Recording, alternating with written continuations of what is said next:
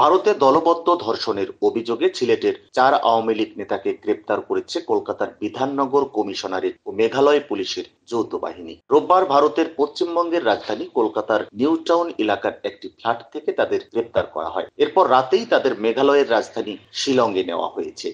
গ্রেপ্তারকৃতরা হলেন সিলেট জেলা আওয়ামী লীগের সাধারণ সম্পাদক অ্যাডভোকেট নাজির উদ্দিন খান, সিলেট মহানগর যুবলীগের সভাপতি আলম খান মুক্তি, সহসভাপতি আব্দুল লতিফ রিপন ও সদস্য ইলিয়াস হোসেন জুয়েল। ধর্ষণের ঘটনায় আরো 2 জন আওয়ামী লীগ নেতা পলাতক রয়েছেন। তারা হলেন সিলেট জেলা স্বেচ্ছাসেবক লীগের সভাপতি আফসার আজিজ এবং সাধারণ সম্পাদক Debangshu Das Mithu.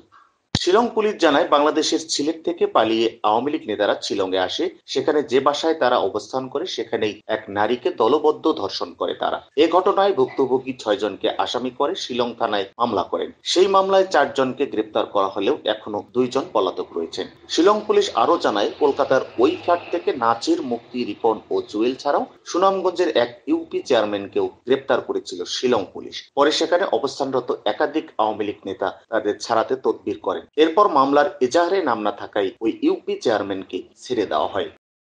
News desk, green বার্তা 24।